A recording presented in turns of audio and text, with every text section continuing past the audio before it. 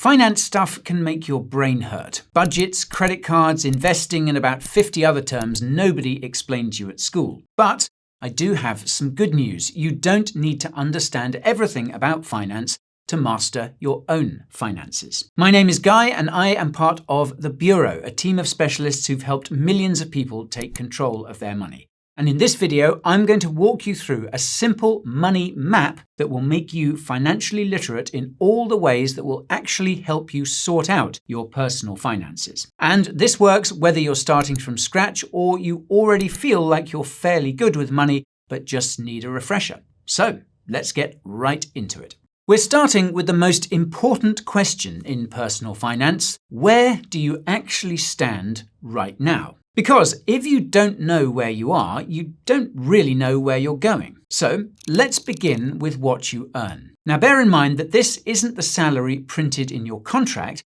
but the money that actually reaches your bank after tax, pension contributions, insurance, and everything else has taken a bite. That amount is what you actually have to work with. If you're a freelancer and your income changes from month to month, then use a cautious average rather than your best ever month. I know that might seem a little pessimistic, but it does give you room to breathe. Next, have a look through the last 3 months of bank statements, and don't rely on memory here. Most of us remember the rent and then forget the coffees, delivery fees, and other bits and bobs. Now, it helps to put that spending into 3 loose groups. Fixed costs, which are things like rent. Flexible costs, which include things like food and fuel.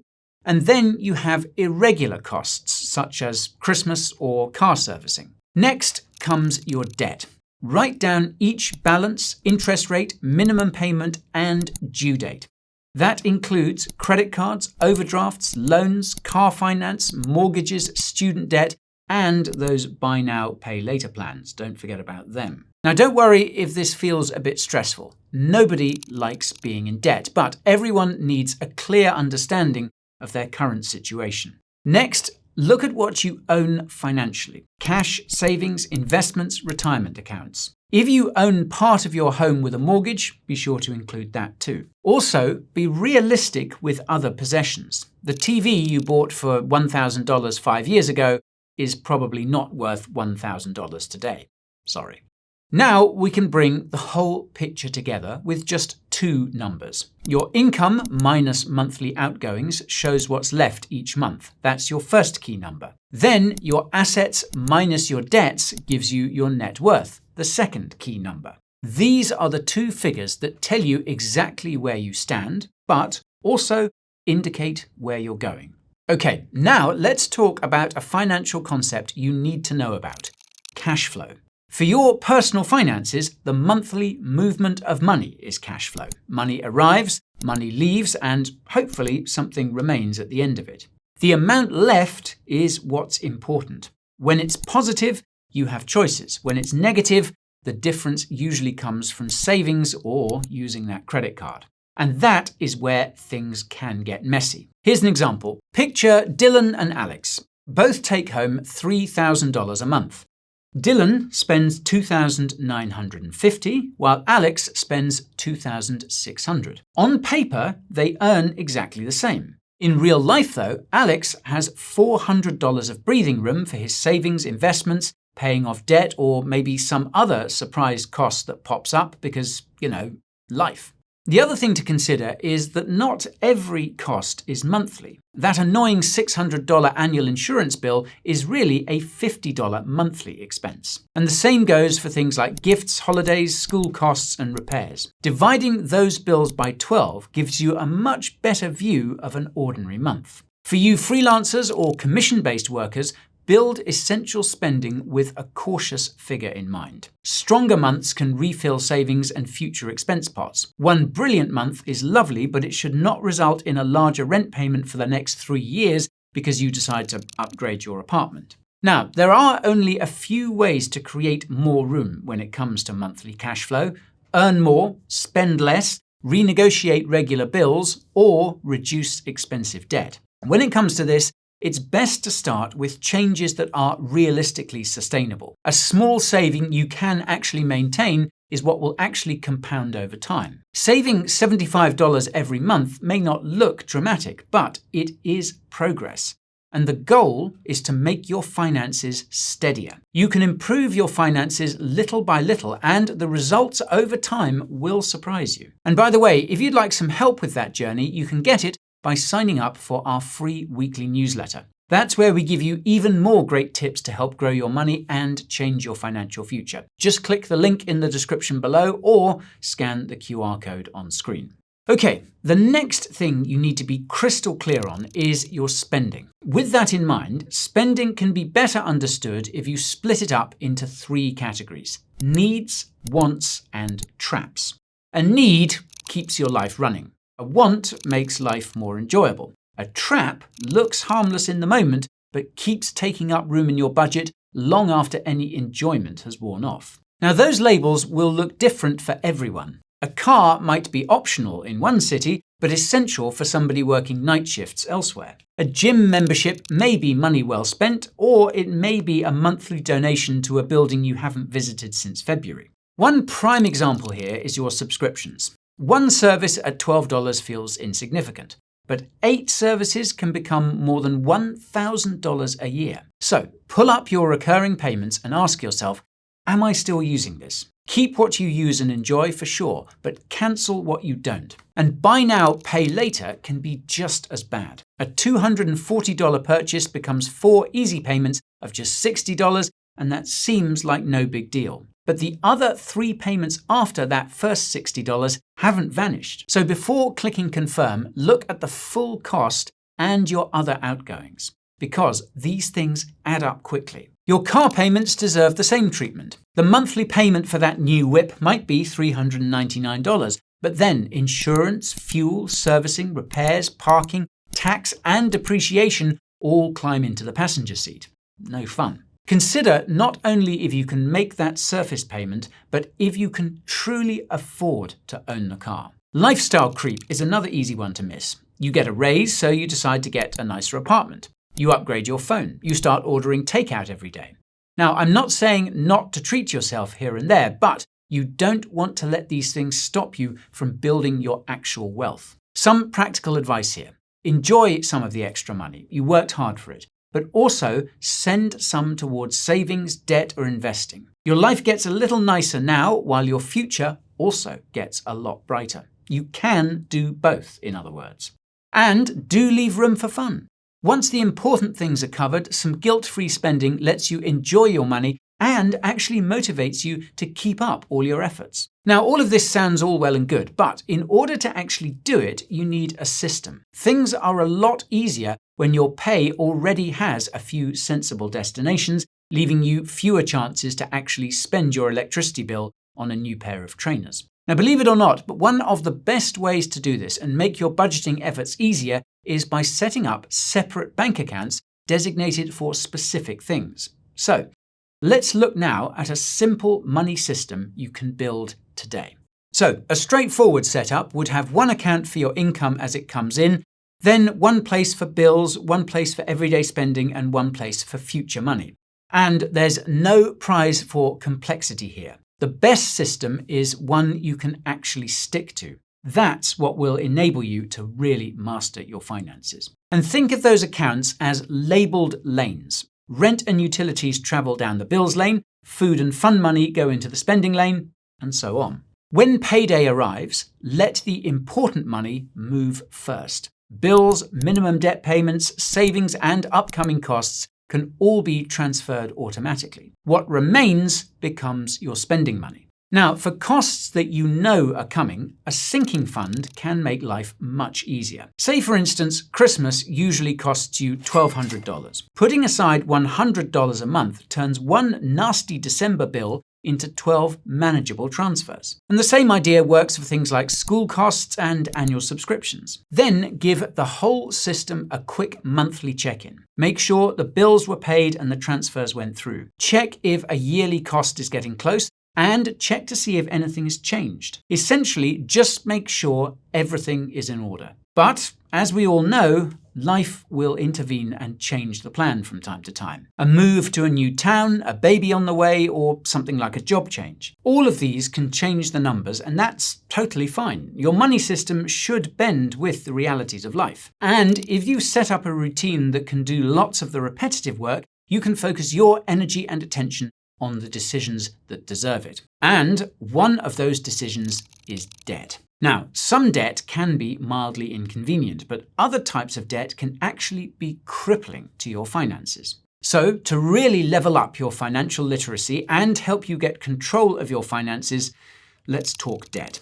Now, finance loves giving simple things complicated names, so let's first translate the common terms thrown around here. Principal is simply the amount you borrowed. Interest is what the lender charges you. APR shows the yearly cost in percentage terms. And the minimum payment is simply the smallest amount the lender will accept this month. Now, we can't talk about debt without talking about credit cards. A credit card can be a handy payment tool when you clear the full statement balance on time. But leave a balance there and it becomes a very expensive loan.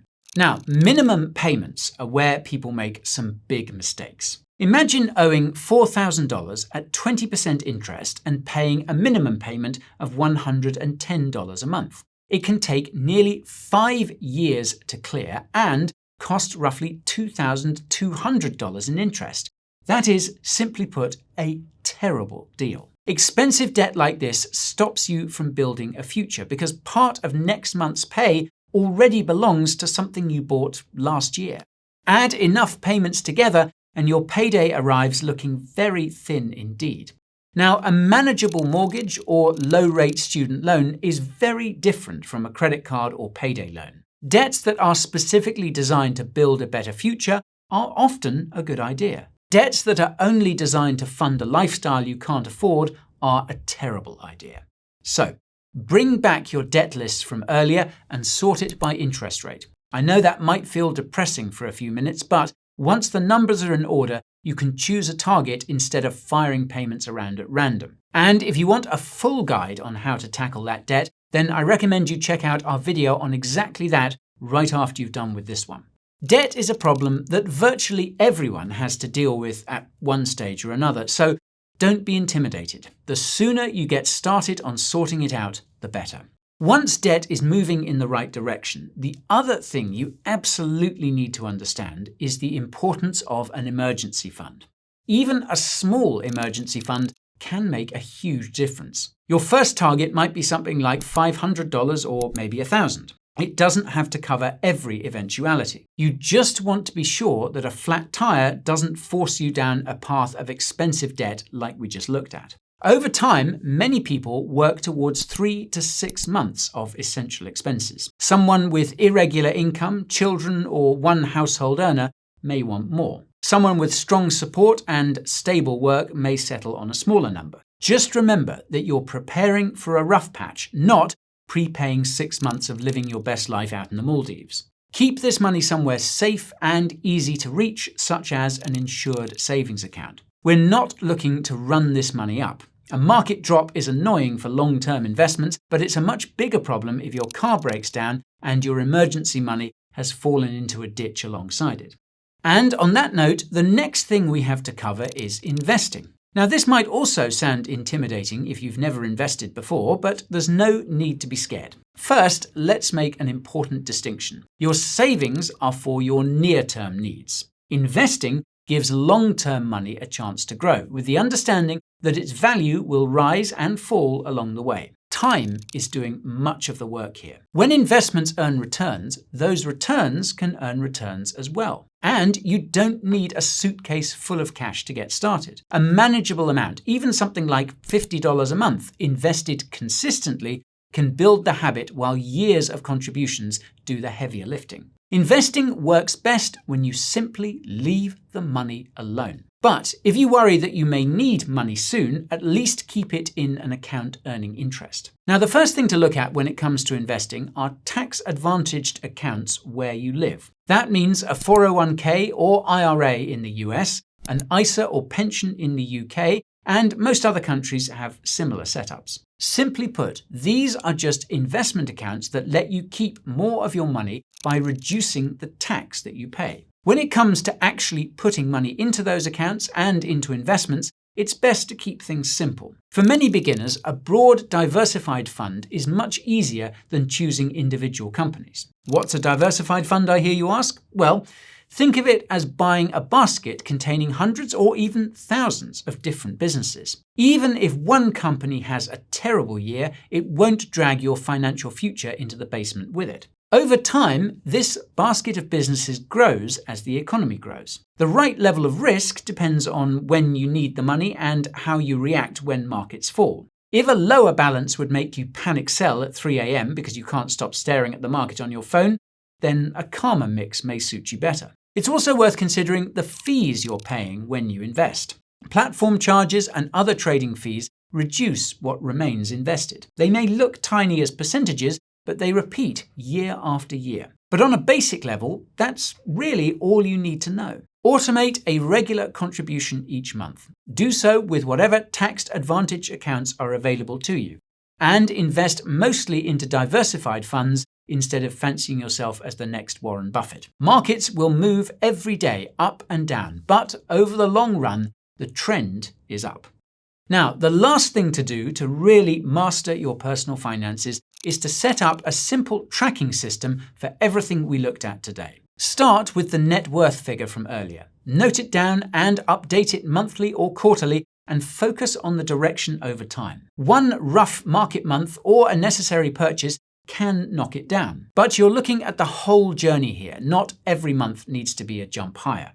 Next, track the share of income you save and invest, as well as any balance of expensive debt. Even if you have a modest income, it can still build progress over time. And compare these numbers with your past self, not with the spoofers you see on Instagram. Then be sure to maintain your emergency fund. How many months of essentials could your cash cover?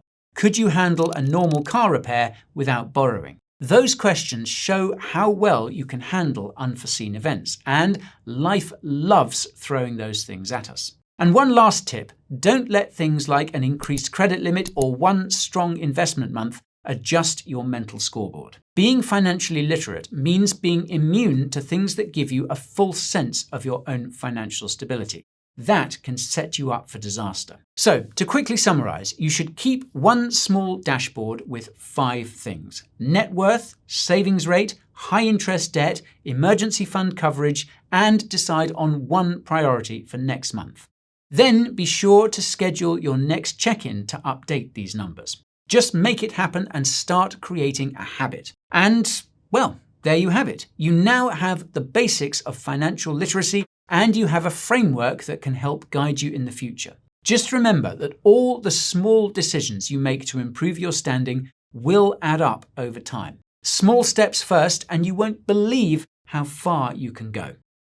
But that's all we have time for today, folks. So I hope you enjoyed this walkthrough, and if you know someone else you think might benefit from watching it, then please do share it with them. Okay, thanks so much for watching, and I will see you in the next one. This is Guy, signing off.